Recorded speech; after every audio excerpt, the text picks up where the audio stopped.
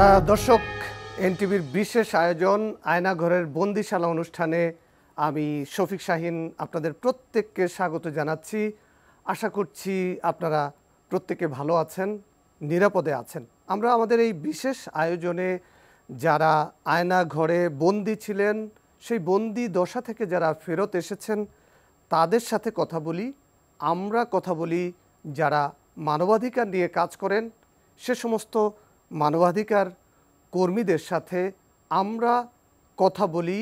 এই আয়নাঘর থেকে যারা বের হয়ে এসেছে, আয়নাঘরে যারা বন্দি জীবন কাটিয়েছে, তাদের প্রতিকারের উপায় কি আমরা কথা বলি। যারা এখনও কথিত আয়নাঘরে বন্দি আছেন, গুমের শিকার হয়েছেন, তাদেরকে কিভাবে ফেরত পেতে পারেন তাদের স্বজনরা, অপেক্ষার প্রহর কিভাবে শেষ হতে পারে, এবং যারা এই জঘন্য মানবতা বিরোধী অপরাধ কর্মকাণ্ডের সাথে জড়িত তাদেরকে কিভাবে বিচারের মুখোমুখি করা যায়, সেই উপায় নিয়ে আমরা কথা বলি। আজকে আমরা এমন একজন মানুষকে আপনাদের সামনে হাজির করেছি যিনি 356 দিন অর্থাৎ 1 বছরেরও কিছু সময় কম আয়নাঘরে বন্দি ছিলেন।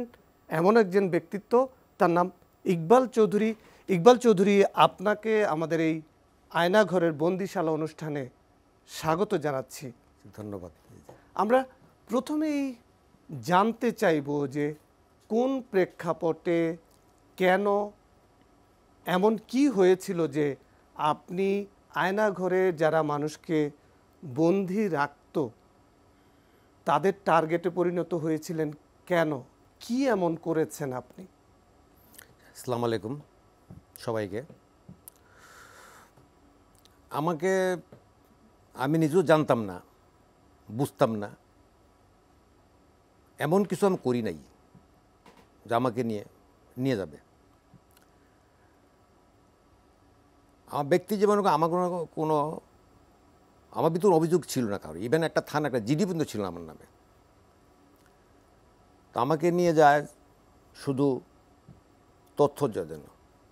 মোবাইল চেক করে যে আপনি ইকবাল সাহেব, জি আমার গাড়ি আছে, আপনার অফিসে নিয়ে যাব, আপনার একটা তথ্য। আমি আপনার কাছে ইকবাল চৌধুরী জানতে চাচ্ছি যে কি প্রেক্ষাপট তৈরি হলো যে যার কারণে আপনি আয়নাঘরে যাওয়ার টার্গেটে পরিণত হলেন। আপনি কি এমন করেছেন? আপনি কার স্বার্থে আঘাত এনেছিলেন? আপনি কার জন্য হুমকি হয়ে দাঁড়িয়েছিলেন? না, এটা ধরুন ঘটনাটা করছে তো 1800 নিয়ে গেল আমাদের। ফেসবুকে আমি লেখালেখি করতাম বিশেষত আমি একজন মুক্তিযোদ্ধা নাম্বার 1। আর ফেসবুকে লেখালেখি করতাম তৎকালীন সমসাময়িক প্রসঙ্গ নিয়ে, আমাদের দেশের আভ্যন্তরীণ। আর স্পেশালি আমি কিন্তু একজন অ্যান্টি ইন্ডিয়ান, শক্ত অ্যান্টি ইন্ডিয়ান, একজন ভারত বিরোধী। আমি কেন ভারত বিরোধী? যে আমার দেশের, আমি স্বাধীন দেশ, আমার দেশের সব কিছুতেই ভারতের অযাচিত হস্তক্ষেপ। আমি স্বাধীন দেশ, আমি স্বাধীন থাকবো। ও দাদাগিরিটা আমার সাথে বাংলা ভাষা বলতে, দাদাগিরিটা আমার পছন্দ না আর কি। যে ওদের কথা চলতে হবে, তাদের সব করতে হবে, ওটার জন্যই আমি লেখালেখি করতাম। কি লেখালেখি করতেন? কি লিখতেন? আপনি কোথায় লিখতেন? ফেসবুকে লিখতাম। কি লিখতাম ধরেন এই ইন্ডিয়ান, এই যা আমাদের ব্যবসা বাণিজ্যে, আমাদের আইন শৃঙ্খলা পরিস্থিতিতে হস্তক্ষেপ করতেছে ওরা। তারপর আমাদের রাস্তাঘাট, এই যে করিডোর দিয়ে দিচ্ছে, একের পরে দিয়ে দিচ্ছে সবাইকে। তারপরে আমাদের দেশের লোকে চাকরি পায় না, ইন্ডিয়ানরা লোক আসে চাকরি পাচ্ছে ওরা। আমাদের দেশে আমরা শুনছি যে 10 লক্ষ আর $10 বিলিয়ন ওরা আমাদের দেশ থেকে নিয়ে যাচ্ছে, ওরা ইনকাম করে, ওরা চাকরি করে নিয়ে যাচ্ছে। এই যে চাকুরি যারা করতেছে তাদের বোঝে তো আছে কিনা অল্প জনের, কতজনের তাও বইতে আমরা সাধারণ জানি না, সরকারি আছে। আমি নিজেও দেখছি অনেক বাড়িতে বাসা ভাড়া থাকতো ইন্ডিয়ান। কিন্তু সেটা তো ইন্ডিয়ার সমস্যা না, সেটা সেই সময়ে যারা দেশ পরিচালনা করেছে তারা তো এই সুযোগটা তৈরি করে দিয়েছে। না, এই সুযোগটা আমাদের সরকার তৈরি করছে। আমাদের সরকার তৈরি করছে, এটার একটা পলিটিক্যাল কারণ আছে। অর্থাৎ সরকার চাচ্ছে যে যেহেতু 2009 সনের নির্বাচনের পরে নিশ্চয়ই এমন কোনো তাদের সাথে অঙ্গীকার আছে, অলিখিত অঙ্গীকার, মৌখিক হইতে পারে যে ক্ষমতায় যদি আমি আসি, আমার বসানো হয়, তাহলে আমি এই কাজগুলি করে দিব।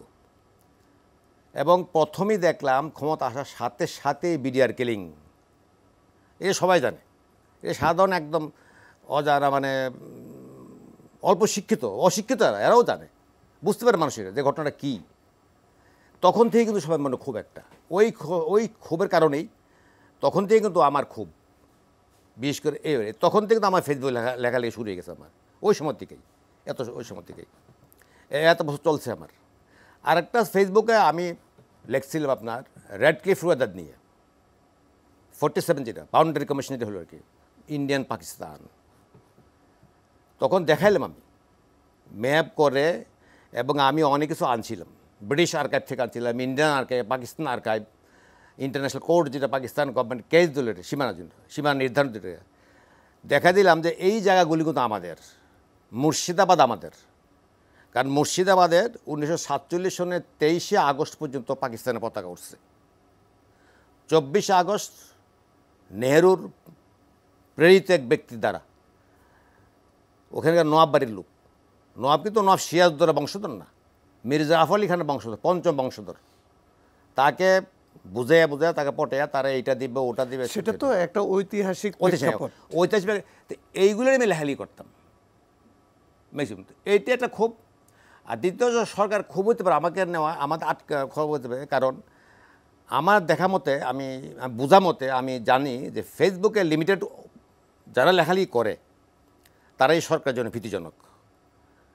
কারণ আমার লেখা আমি দেখছি, লেখাতে আমি যতই লাইক কমেন্ট পাই, নিচেও দেখা শেয়ার হচ্ছে বেশি। কত ফ্যান ফলোয়ার ছিল আপনার তখন? আমার ফ্যান ছিল প্রায় মোর দেন 4,000 ছিল ফ্রেন্ডস, আর বাকি গেলাম অফ রাখছিলাম, ইচ্ছে করতে হবে স্পেশাল আমি ঢুকাইতাম আর কি। আর ফলোয়ার ছিল মোর দেন 25,000 হবে, 20-22,000 ফলোয়ার ছিল আমার। আচ্ছা, তো ওরা শেয়ার হচ্ছে। আমি দেখছি একটা যদি মনে করেন কোনো লেখাতে দেখা গেছে যে আমি লাইক পাইছি মনে কর 3,000, শেয়ার হচ্ছে হয়তো 4,500, 5,000, 6,000, 7,000।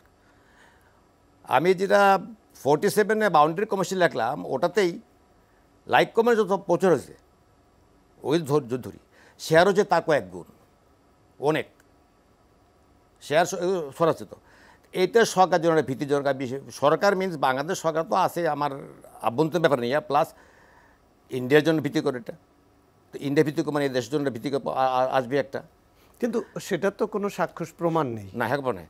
আর সরকার ভিত্তি করো যে আমাদের লেখালেখি যাচ্ছে সব সরকারের বিরুদ্ধে, এবং সরকার চিন্তা করছে যে এই লোকে অমুক আটকে রাখি তাদের প্রচার প্রপাগান্ডাটা বন্ধ হয়ে যাবে।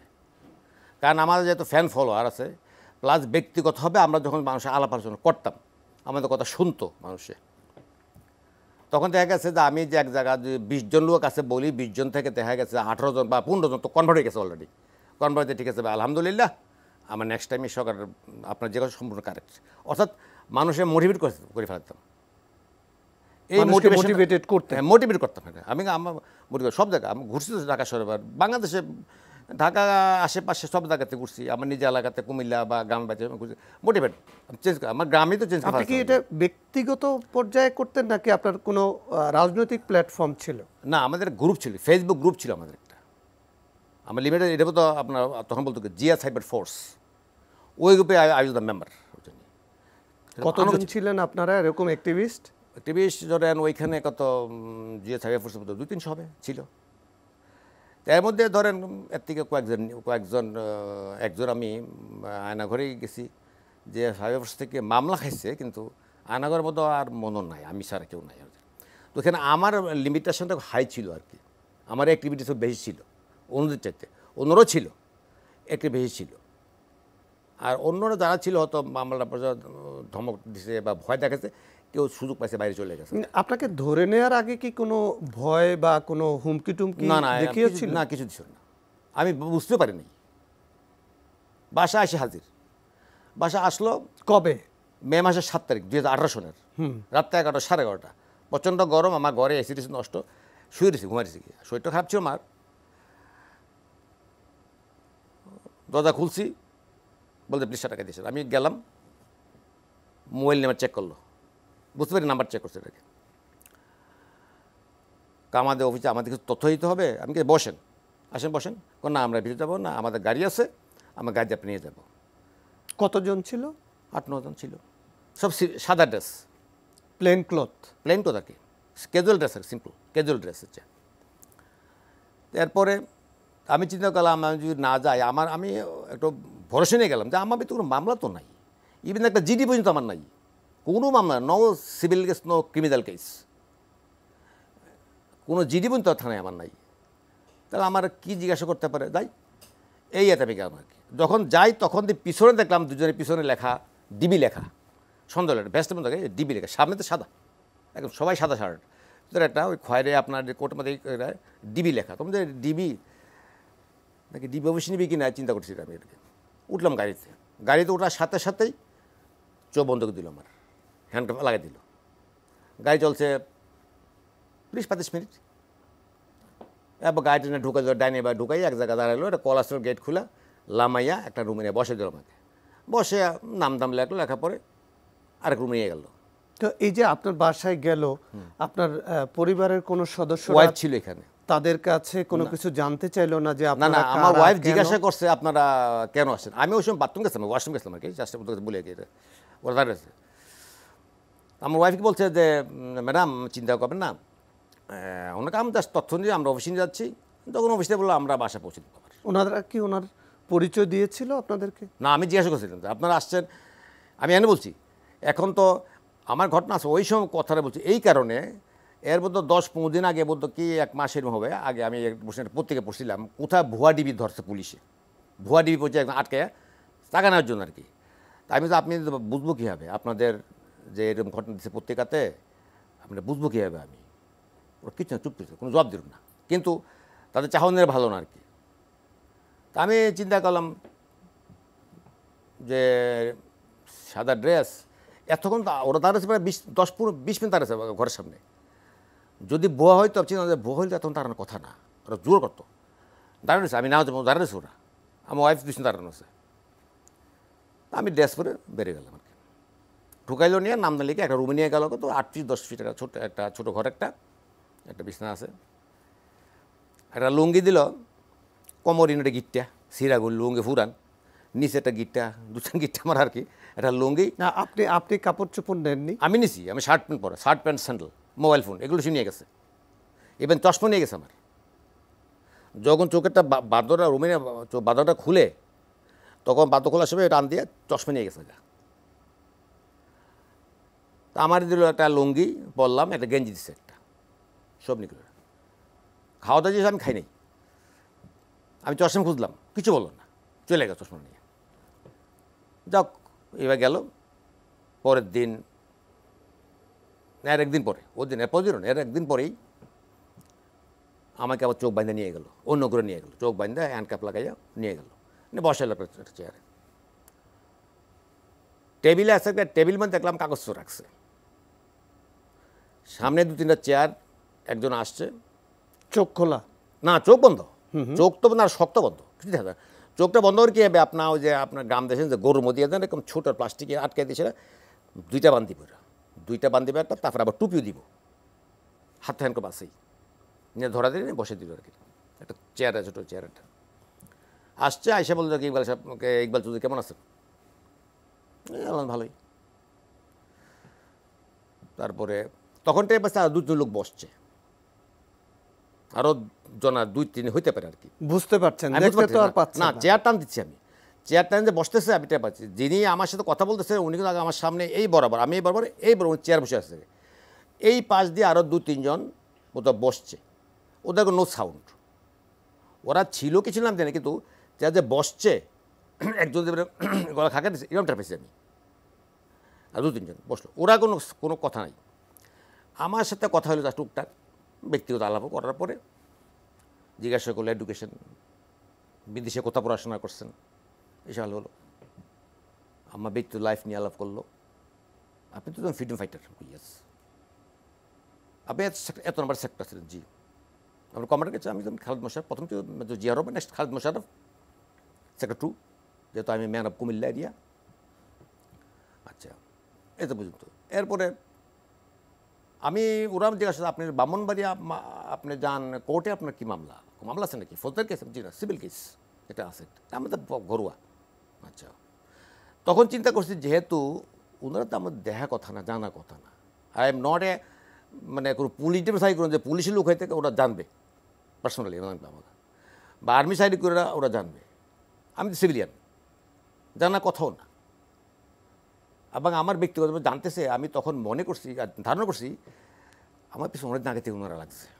জি, আমরা আপনার সাথে মিলাবো ব্রিগেডিয়ার জেনারেল আবদুল্লাহিল আল আজমি, যিনি আপনার মতোই আয়নাগরে বন্দী ছিলেন। তিনি গত 3 সেপ্টেম্বর তার অভিজ্ঞতা, ভয়ঙ্কর অভিজ্ঞতার কথা তিনি তুলে ধরেছেন। আমরা একটু তার বক্তব্য শুনে আসি যে আপনি এবং আজমির যন্ত্রণাটা একই কিনা, আমরা একটু দেখে আসি। বৈষম্য বিরোধী ছাত্র আন্দোলনের বীর সেনানী সহ ছাত্র জনতার এই গণবিপ্লবের মাধ্যমে অর্জিত দ্বিতীয় স্বাধীনতার স্থপতিদের প্রতি আমার প্রাণ ঢালা অভিনন্দন। আপনাদের প্রতি আমার পরিবারের পক্ষ থেকে কৃতজ্ঞতা। আপনারাই আমাকে এই মৃত্যুকূপ থেকে বের করে নিয়ে এসেছেন, না হলে হয়তো আমাকে কতদিন এই মৃত্যুকূপে থাকতে হতো আল্লাহ জানে। আমার 29,794 ঘন্টার সেই নির্মম জীবন থেকে আপনারা আমাকে মুক্তি দিয়েছেন, এই জন্য আমি আপনাদেরকে আন্তরিক অভিনন্দন জানাই আমার পরিবারের পক্ষ থেকে। আপনাদের ঋণ শোধন করে কোনোদিন শোধ করতে পারবো না। 22শে আগস্ট 2016 সালে রাতের ভাত খাচ্ছিলাম। আপনারা ক্ষমা করবেন, আমার মা নিয়ে কথা বলতে গেলে আমি আবেগ থামাতে পারি না। আমার মা ছিলেন আমার জীবনের শ্রেষ্ঠ বন্ধু। আমি আমার মার সাথে খেতে বসেছিলাম। এই সময় সরকারের গুন্ডা বাহিনী, আমি গুন্ডা বাহিনী এই জন্যই বলছি যে আইন প্রয়োগকারী সংস্থার লোক ওয়ারেন্ট ছাড়া, মামলা ছাড়া, ওয়ারেন্ট ছাড়া উঠিয়ে নিয়ে যাওয়া মানেই গুন্ডারদের কাজ। সুতরাং যেই করুক না কেন সে গুন্ডা, এবং এটা করেছে সরকারের যেই বাহিনী হোক, সরকারি গুন্ডা বাহিনী। সরকারের গুন্ডা বাহিনী আমার বাসায় আসে এবং তাদের মধ্যে যাকে আমার একজন অফিসার বলে মনে হয়েছে, আমি 30 বছর একটা বাহিনীতে চাকরি করেছি, আমি পোশাক দেখলে বলতে পারি কে অফিসার কে নিম্ন পদবীর কর্মকর্তা। তো যাকে আমার অফিসার বলে মনে হয়েছে সে আমার সাথে অত্যন্ত দুর্ব্যবহার করেছে, আমাকে তুই করে কথা বলেছে, আমার সাথে চরম দুর্ব্যবহার করেছে। আমি তার কাছে জানতে চেয়েছি আপনারা কারা, আপনাদের পরিচয় কি, আপনাদের পরিচয়পত্র দেখান। তারা আমার কথার জবাব দেয়নি। আমি বলেছি আপনার আইন প্রয়োগকারী সংস্থা নাকি, আপনাদের আইন প্রয়োগ সংস্থা, আপনারা পরিচয়পত্র দেখান। কোনো জবাব দেয়নি। আমি জিজ্ঞাসা করেছি আমার বিরুদ্ধে কোনো মামলা আছে, কোনো ওয়ারেন্ট আছে? মামলা ওয়ারেন্ট ছাড়া আমাকে আপনারা গ্রেফতার করতে পারেন না, আপনারা আমাকে উঠিয়ে নিয়ে যেতে পারেন না, আপনাদের পরিচয়। তারা আবার কোনো কথার জবাব না দেখালে বলছে হাত দেন, হাত দেন, হাত দেন, হাত দেন, হাত করা হাতে নিয়ে বসে আছে, হাত দেন, হাত দেন, হাত দেন।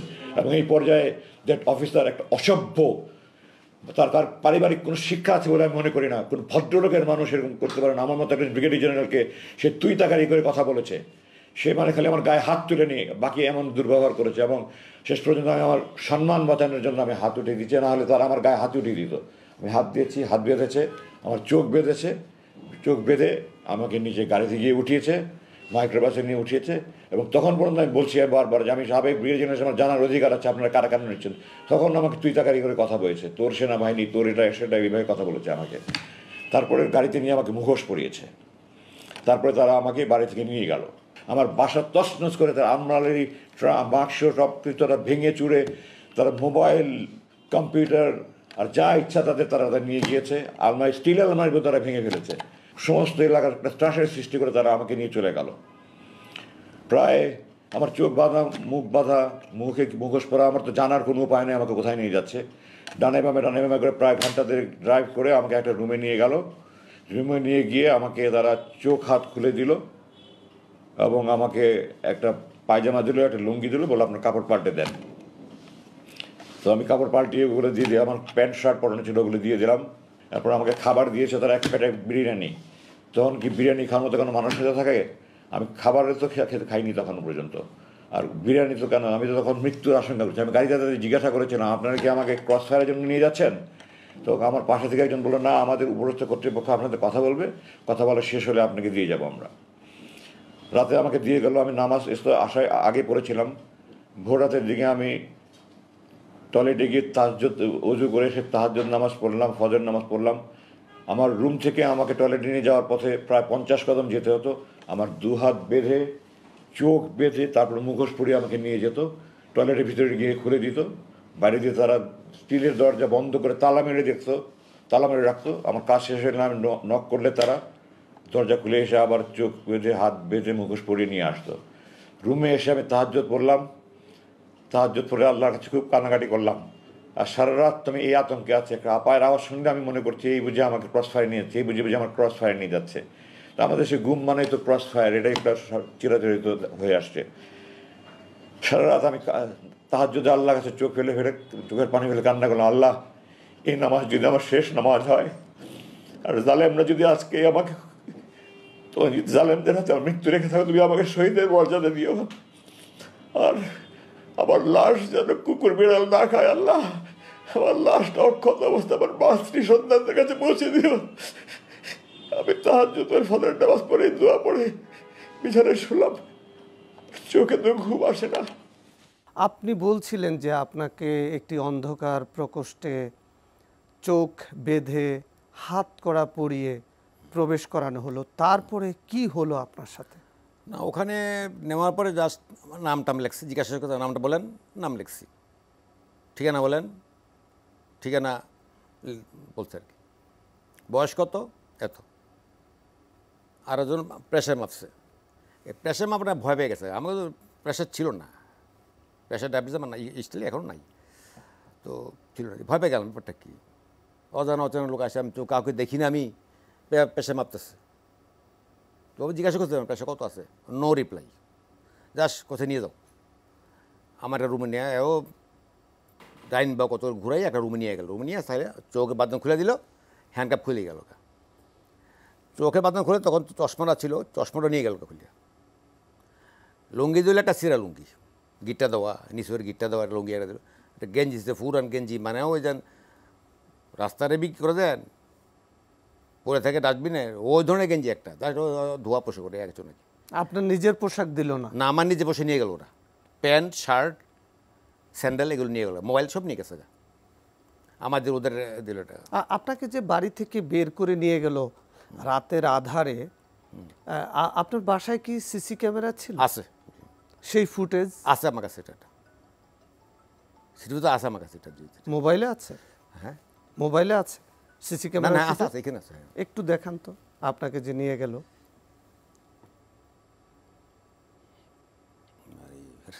দেখতেছি আর আপনি বের করেন, তারপরে আপনাকে একটা ঘরে আবদ্ধ রাখলো তারা। ও একটা হরি, একটা বিছনা আছে একটা, আর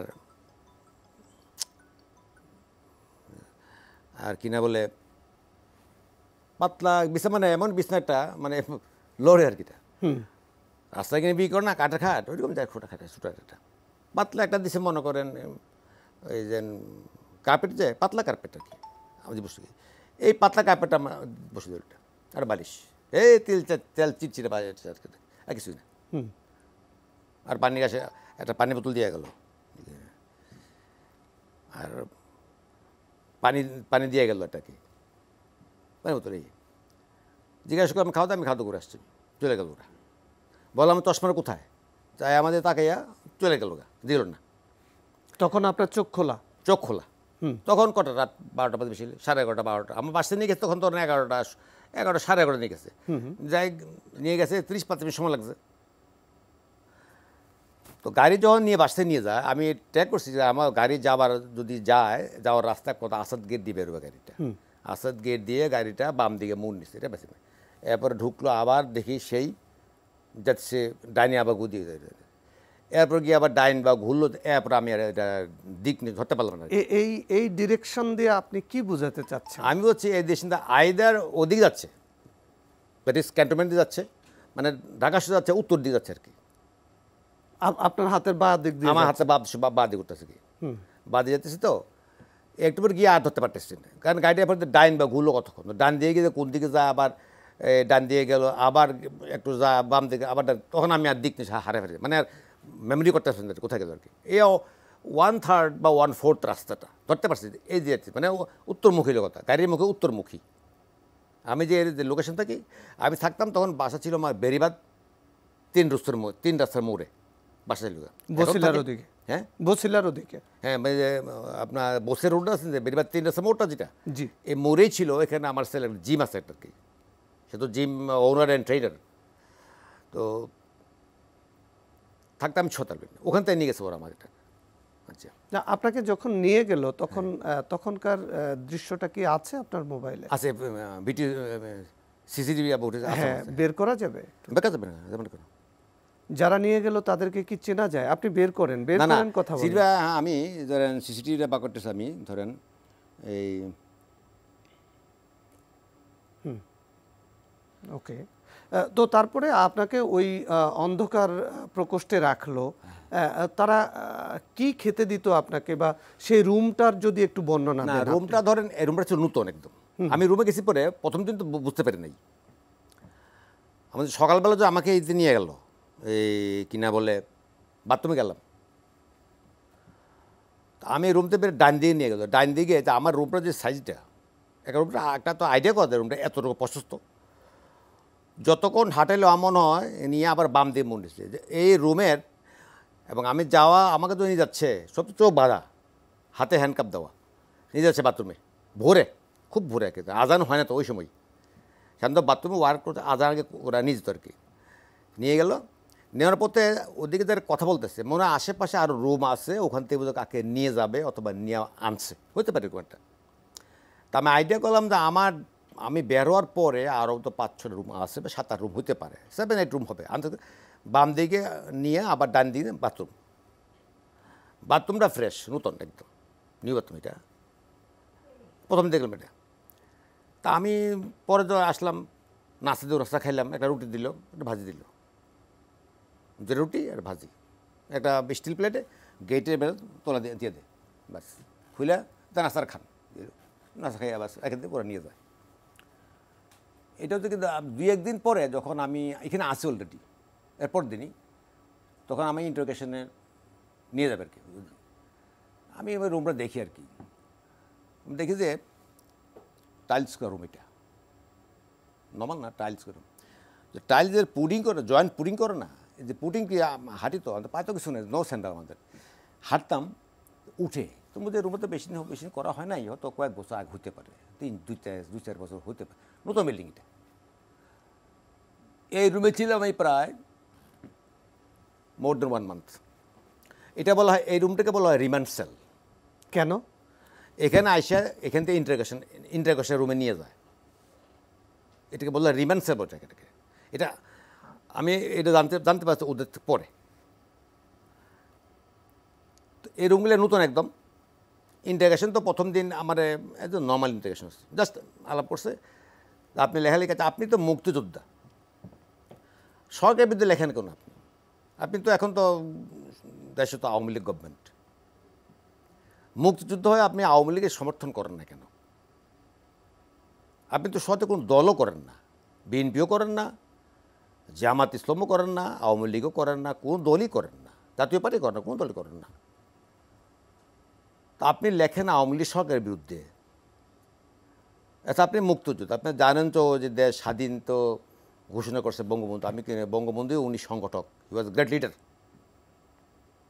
but he was not the, he did not declare the independence of the country. আপনি কি এমন এটা? আমি উনি যে ডিক্লেয়ার করতো ইন্ডিপেন্ডেন্ট, 7 মার্চ উনি ডিক্লেয়ার করছে, তাদের কথা আর কি। আমি 7 মার্চের মিটিং, কিন্তু আমি ঢাকা শহর মিটিং মাঠে ছিলাম। এট the time I was student of intermediate final year in 1971. I'm assisted in 1969. Therefore, I was the intermediate final year student 1971. আমি আসছি ঢাকাতে, আমার দল বেঁধে আসছি, আসিয়া ওখানে বিকাল 3টার সময় গেছি সেই সুরাদ উদ্যানে, বঙ্গবন্ধু ভাষণ শুনছি আমরা। তখন তো উনি সব কিছু বলেন নাই। তো এই ইন্টারোগেশন ওনারা আপনাকে করছে, কথা এগুলি জানতে আমার থেকে। তো আপনি আমার সাথে তখন থেকে আপনি জানেন না বঙ্গবন্ধু স্বাধীনতা না হাতে নেই, উনি 7 মার্চে ডিক্লেয়ার করছে। আমি 7 মার্চে ডিক্লেয়ার করে উনি পরবর্তী পর্যায়ে কেন উনি প্রেসিডেন্ট ইয়াই খানের সাথে মিটিং করে, এবং স্বাধীনতা ডিক্লেয়ার করছে একমাত্র at the time I was in Comilla, আমার নিজ কানে শোনা by major Zia Rahman of Chittagong cantonment, আমার নিজ কানে শোনা। এই তখনও শুনেছে মাইর, আপনাকে মারল, নির্যাতন? নির্যাতনে তো বিভিন্ন ভ্যাট আছে। তো হঠাৎ আমাকে এদিক থেকে জিজ্ঞাসা করতেছে, এই কর্নার থেকে, এদিক থেকে মাইট আসে, বাম দিক থেকে আসে। আবার যখন উনি এদিকে কথা বললে এদিক থেকে মার আসে, এইখানে এগুলিতে, এইখানে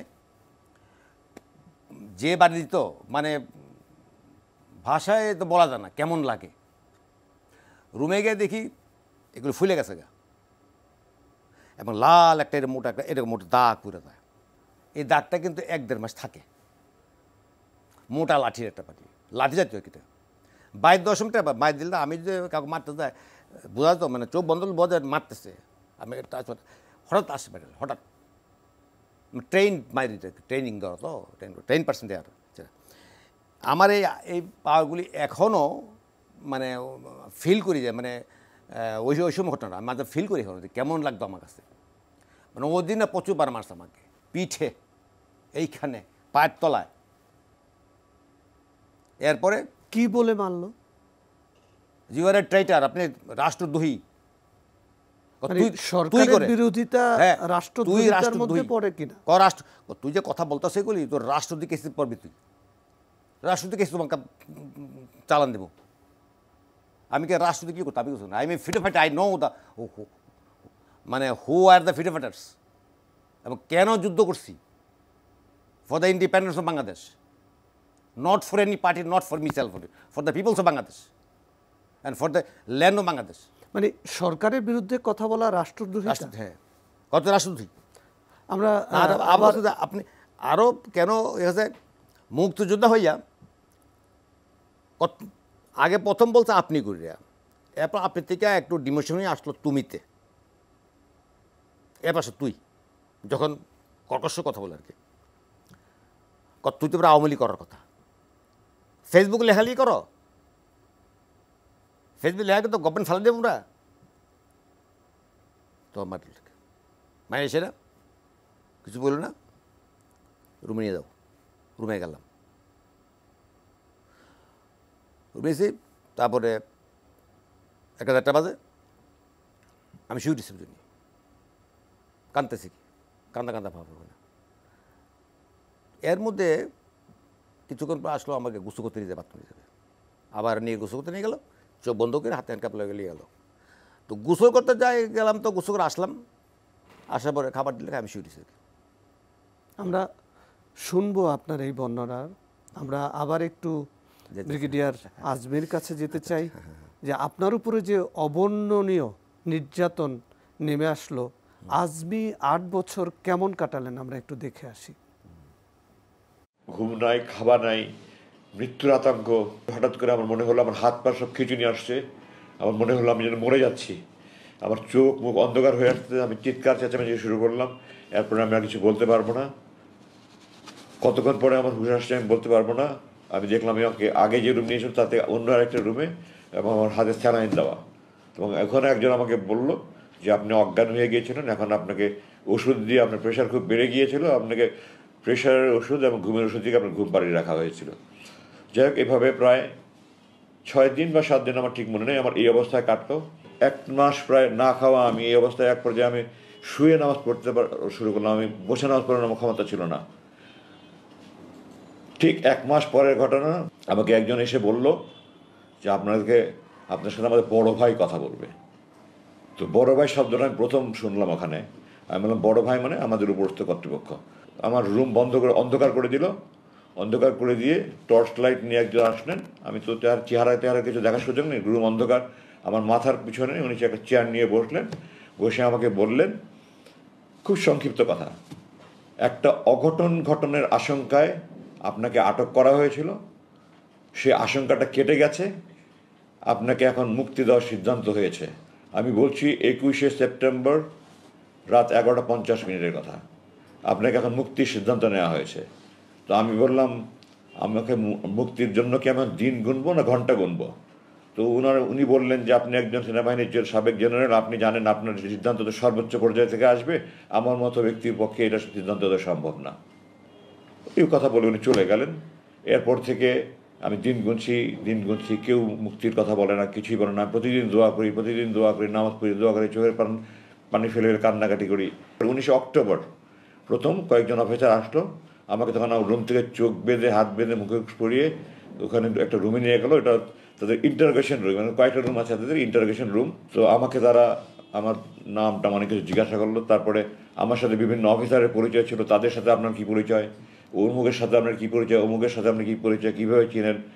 তো স্বাভাবিকভাবেই এই সরকারে যারা জুলুম নির্যাতনের শিকার হয়েছে তারাই আমার সাথে বেশি যোগাযোগ করেছে, কারণ আমি একজন জুলুম নির্যাতনের শিকার। তো আপনার সাথে তো সব সরকার বিরোধী লোকের সাথে যোগাযোগ দেখা যায়, আমাকে তারা বলছে। তো আমি বললাম যে আমরা সেনাবাহিনীতে কে সরকারকে বেসরকারি আমরা এটা কখনো দেখি না। সেনাবাহিনীতে কোনো দল নাই, সেনাবাহিনীর সবাই আমরা ভাই, আমরা সবাইকে ভাইয়ের মতো মনে করি, আমরা সেইভাবে যোগাযোগ করি। কে কী দল করে আমরা সেনাবাহিনীতে দেখি না। সুতরাং আপনারা যারা বলছেন এটা আপনাদের কল্পনাপ্রসূত। আমার সাথে এই ধরনের কারণ কে ধরনের বিরোধী করার বড় জন্য এগুলি হিসাব করে আমরা যোগাযোগ করি না। আমি অমুকের সাথে অমুক জায়গায় চাকরি করেছি, অমুক সাথে অমুক জায়গায় চাকরি করেছি, আমি এই সমস্ত বিবরণ দিলাম। 19 তারিখে কিছুক্ষণ জিজ্ঞাসাবাদ করে তারা চলে গেল। আবার 3 দিন পরে 22 অক্টোবর আবার তারা আসলো, আবার একই ধরনের প্রশ্ন। এটা একটা আপনার ইন্টারোগেশনের একটা পদ্ধতি, একই প্রশ্ন বারবার করা, যেন কোনো যদি আমার বক্তব্যে বেশ কম হয় তাহলে তারা বুঝতে পারে মিথ্যার আশ্রয় নিচ্ছে, তখন ওটা নিয়ে তারা আমাকে বারবার জিজ্ঞাসা করবে। তো সত্য বললে তো আর বারবার জিজ্ঞাসা করলে, 100 বার জিজ্ঞাসা করলেও কোনো সমস্যা নাই। ইংরেজিতে বলে যে most difficult part of telling a lie is that you have to remember what you said the first time. প্রথমে যেটা বলেছিল যদি মনে রাখতে না পারি তাহলে আমি দ্বিতীয়বার উল্টাপাল্টা বললে মিথ্যা হতে হবে। তো আমি যদি মিথ্যা না বলি তো আমার তো এটা মনে রাখার কোনো দরকার নেই। তো আমি দ্বিতীয়বার আমি যা জিজ্ঞাসা করলো একই কথা মনে রেখে একই প্রশ্ন করলো। এরপরে দীর্ঘদিন পর জিজ্ঞাসা করেন, আমি তাদের বললাম আপনারা কতদিন আমাকে এভাবে আটকে রাখবেন, বলে আপনারা থাকেন আরও কিছু জিজ্ঞাসাবাদ করবো। 7ই ডিসেম্বর আমাকে তৃতীয়বার তারা জিজ্ঞাসাবাদ করলো। এখানে তারা আমাকে হঠাৎ করে বললো আপনি ভারতের বিরুদ্ধে ফেসবুকে এত সোচ্চার কেন। তো আমি বললাম ভারতের বিরুদ্ধে ফেসবুকে সোচ্চার হওয়া যদি বেআইনি হয় তাহলে আপনারা আমাকে আটকে রেখেছেন কেন, বিচার বহির্ভূত আমাকে সে আইনে মামলা দিচ্ছেন না কেন। আমি আমার সকল প্রতিবেশীকে বন্ধুরা সাথে পেতে চাই, কিন্তু বন্ধুত্ব কখনো একতরফা হয় না। আমি আপনাকে বন্ধুর মতো ভালোবেসে যাব, আপনি আমাকে চর থাপ্পড় লাথি মারবেন, এটা কোনোদিন বন্ধুত্ব হয় না।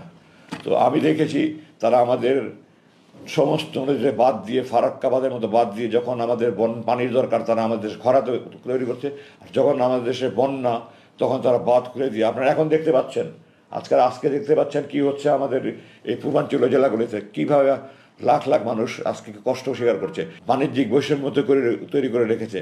এগুলোর কোনো প্রতিবাদ নাই, কেউ কিছু বলে না। আমি আমার প্রতিজ্ঞা ছিল, আমার পণ ছিল, আমার জেহাদ ছিল, আমি আমার দেশের পক্ষে আমার জীবন যে আমি যা কিছু বলে যাব। আমার ক্ষুদ্র প্রচেষ্টা আমি ফেসবুকে লেখালেখি করছি, এগুলো নিয়ে আমার বিরুদ্ধে তারা খুব ক্ষুব্ধ। আমি বিস্মিত যে বাংলাদেশের কোনো একটা বাহিনী, যে কোনো বাহিনী হোক, তারা ভারতের বিরুদ্ধে আমি যদি ক্ষোভ প্রকাশ করে থাকি তাদের এত ক্ষুব্ধ হওয়ার কী আছে? তারা কি ভারতপ্রেমী? তাহলে ভারতপ্রেমী না হলে তাদের কেন এত ক্ষোভ হবে? আমি আশ্চর্য হই না যে বিগত সরকার যাদেরকে ব্যবহার করেছে সেই স্বার্থান্বেষী মহল, তারাও সরকারের দ্বারা প্রভাবিত, তারাও ভারতপ্রেমী ছিল, নাহলে তারা আমার বিরুদ্ধে ক্ষুব্ধ প্রতিক্রিয়া ব্যক্ত করতো না। আমি এগুলির বিরুদ্ধে সবসময় সোচ্চার ছিলাম। সেনাবাহিনীর চাকরি করা অবস্থায় আমি এগুলি বলতে পারিনি।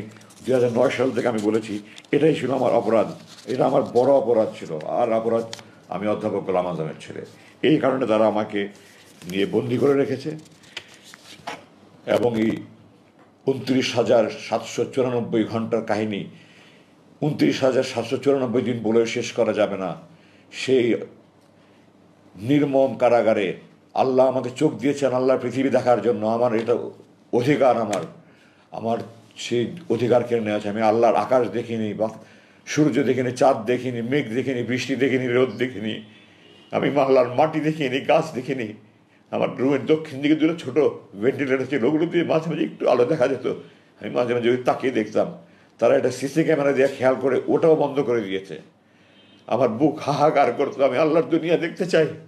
মাঝে মাঝে মনে হতো আমি বন্ধ করে তাহাজ্জুদ পড়ে যে আল্লাহ, যারা তোমার দুনিয়া দেখা আমার জন্য বন্ধ করে দিয়েছি, তুমি তাদের দৃষ্টিশক্তি বন্ধ করে দাও।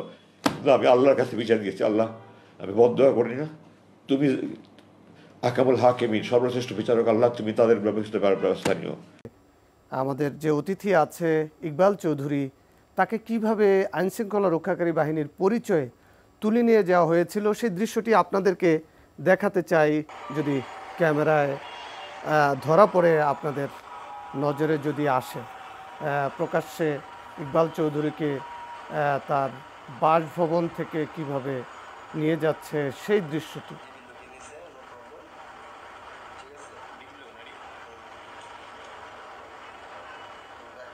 আপনাকে সিঁড়ি দিয়ে নামিয়ে নিয়ে যাচ্ছে। ওদের পিছন থেকে দুজনের পিছনে ডিবি লেখা আছে পিঠের দিকে, আইন শৃঙ্খলা রক্ষাকারী বাহিনী লেখা আছে। লেখা আছে ডিবি লেখা, সাদা ড্রেসে, নর্মাল ক্যাজুয়াল ড্রেস ওটাকে লেখা, মাথায় দেন ক্যাপ দেওয়া আছে। এই যে গ্যারেজে নিয়ে যাচ্ছে আপনাকে, গ্যারেজ থেকে নিচে নিচতলা ছতা গাড়িতে উঠিয়ে নিয়ে যাচ্ছে। ওদের ক্যাপ দেওয়া আছে। এদের কি চেহারা দেখা যায়? এদের কি চেহারা দেখা যায়? এদেরকে কি চেনা যায়? চিনা জানে না, আমি তো চেহারা দেখা যায় কিন্তু আমি কাউকে চিনি না। তোর ওখানেও কাউকে দেখিনি আমি ধরনের, এই লোক দেখিনি। আর একটা ওখানে যে ছিলাম এদেরকে দেখি নাই, নেওয়ার সময় দেখছি। আর অফিসে যে ক্যাব পরা উনি অফিসার, উনি আমি নিয়ে গেল গাড়িতে নামলো, উনি কোথায় গেছে জানি না। আর ওরা নিয়ে গেছে, ওদের থেকে আবার আরো কলেস্ট্রল ঢুকাইয়া ওখান থেকে আবার দেখলো অন্য দুজন নিয়ে গেল গা। আমি চলবো, আমি কিছু দেখি না। আমি ওরা দিল অন্য, আর আমি পিছন করা শুনতেছি, চল চা খাই আসি। আয়নাঘরের কথা আমরা বলছি, যে আয়নাঘরের বর্ণনা ব্রিগেডিয়ার আজমি দিলেন, সে আয়নাঘর, যে আয়নাঘরে আপনি ছিলেন, দুটার মধ্যে মিল কি খুঁজে পান আর পার্থক্য কি খুঁজে পান? না, মিল প্রথম যে ছিলাম আমি যে প্রথম দিন রাখছিল রুমগুলো ছোটো ছোটো নতুন ঘরগুলো, এটা আমি শুনছি পরে রিমান্ড সেল। সেটা কিন্তু আজমিও বললেন। হ্যাঁ, ওদের কাছে শুনলাম, এখানে যারা ডিউটি করতো আর কি, অনেক পরে, কয়েক 7-8-9 মাস পরে। কান্দেন কেন আমার জিজ্ঞাসা হতো আর কি। রাত্রেবেলা ঘুমতো না। আর কেন রাত্রে কোনো ঘুম হয় নাই, কারণ চলতো একদম ফ্যান। এর মধ্যে শোনা ওদিকে চিৎকার হচ্ছে, কান্নাকাটি, কোন দেখিত না। কারণ আমার ডাইনে ওয়াল, পিছনে ওয়াল, বাম দিকে ওয়াল, সামনে একটা দরজা আছে, লোহার গড়ার দরজা, এরপরে কাঠের দরজা, আমাদের ছোটো ছিদ্র একটা, আর সব বন্ধ মনে থাকে। এটা দরজা খোলা হয় না। যখন প্রয়োজন তখন তার খাবার দেওয়ার সময়, গোসল করার সময় খুলে দিয়ে যায়, আটকে দিল, শেষ। প্রয়োজন হলে আমরা নক করি, ওরা আসে বললো কোথায় যাবেন, বাথরুম যাবো, ওয়াশরুম যাবো, খুলে নিয়ে যায়।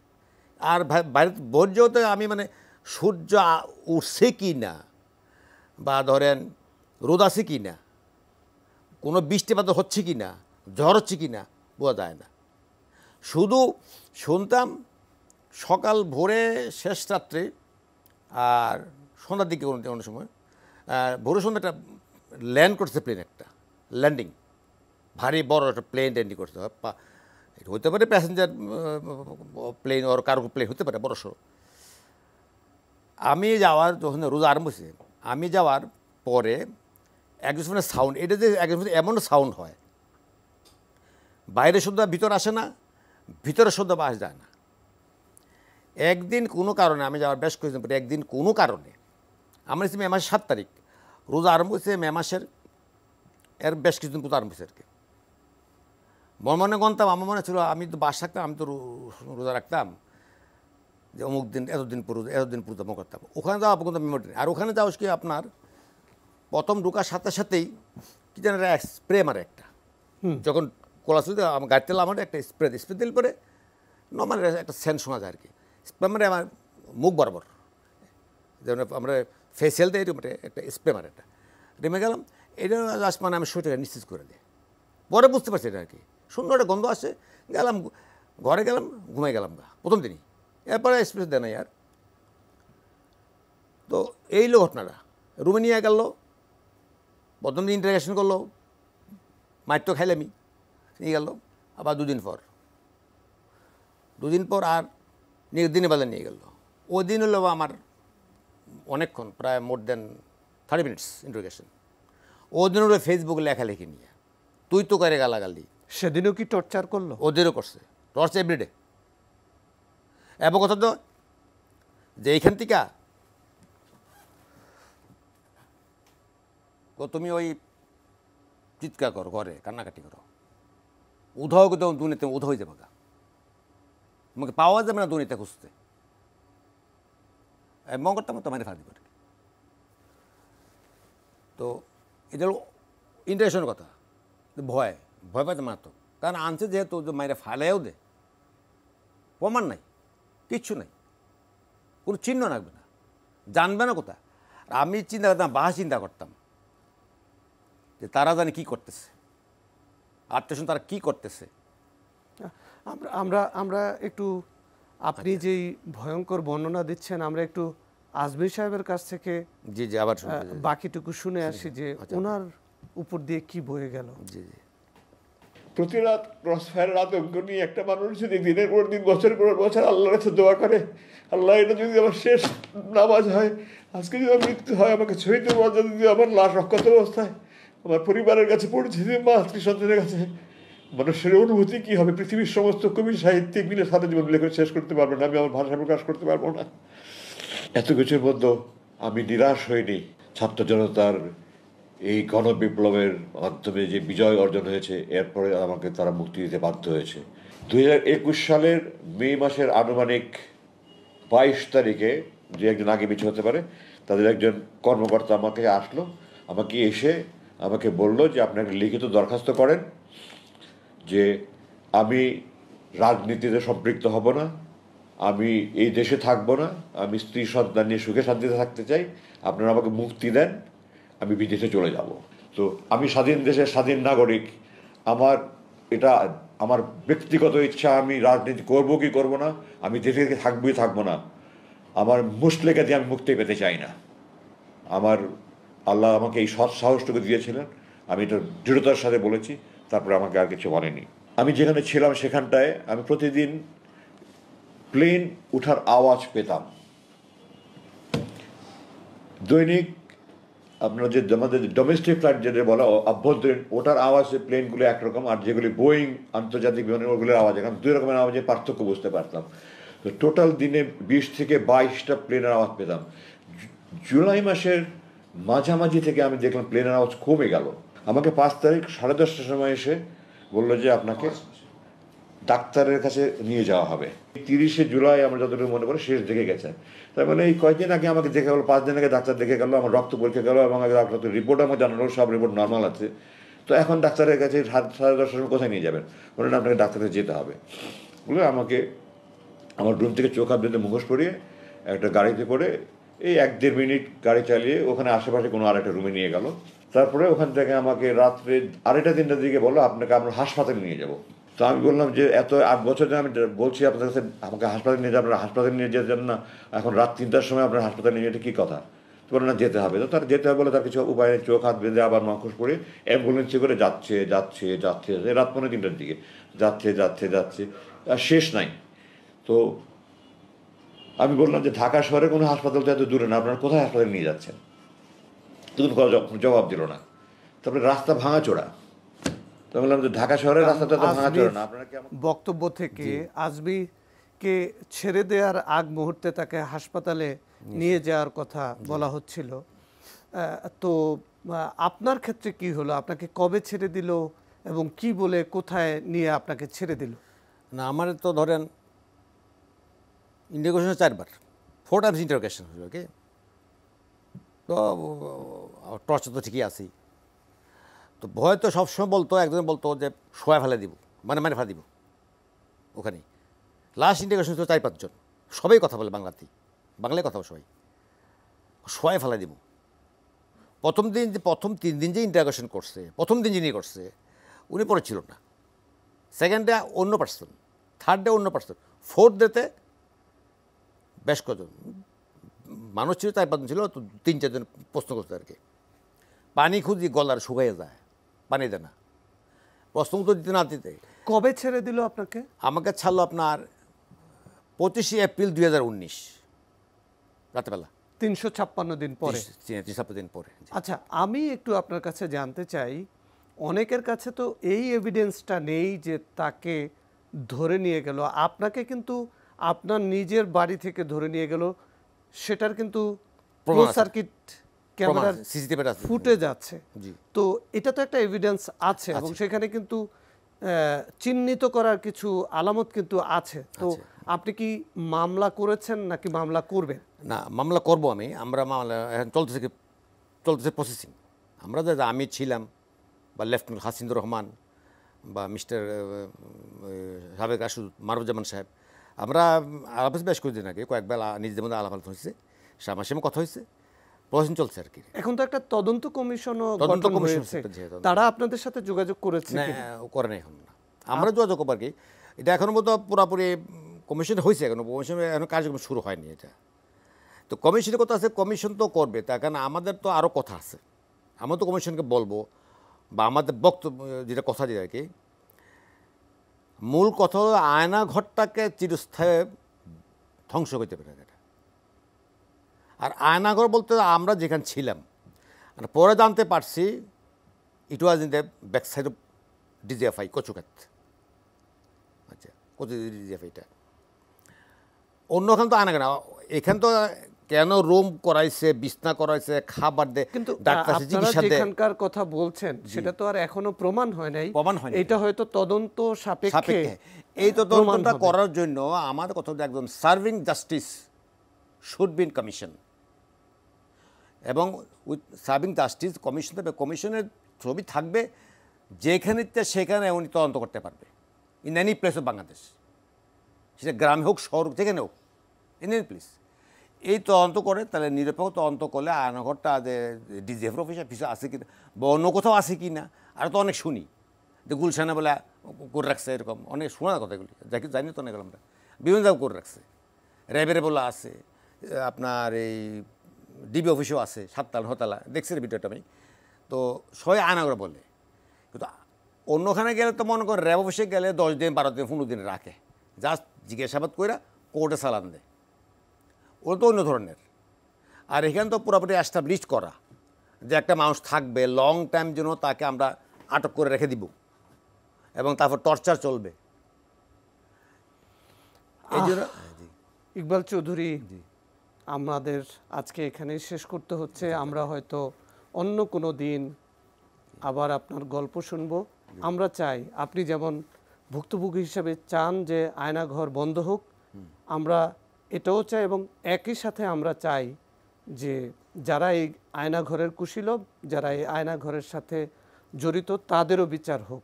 দর্শক, আজকে আয়নাঘরের বন্দিশালা অনুষ্ঠান থেকে আমাদেরকে এখানেই শেষ করতে হচ্ছে। আমরা ফিরব আগামী সপ্তাহে অন্য কোনো বন্দিকে নিয়ে অথবা মানবাধিকার কর্মীকে নিয়ে। আমরা উপায় খুঁজব কিভাবে বিচারের আওতায় আনা যায় অপরাধীদেরকে। ততক্ষণ আপনারা সবাই ভালো থাকুন, নিরাপদে থাকুন।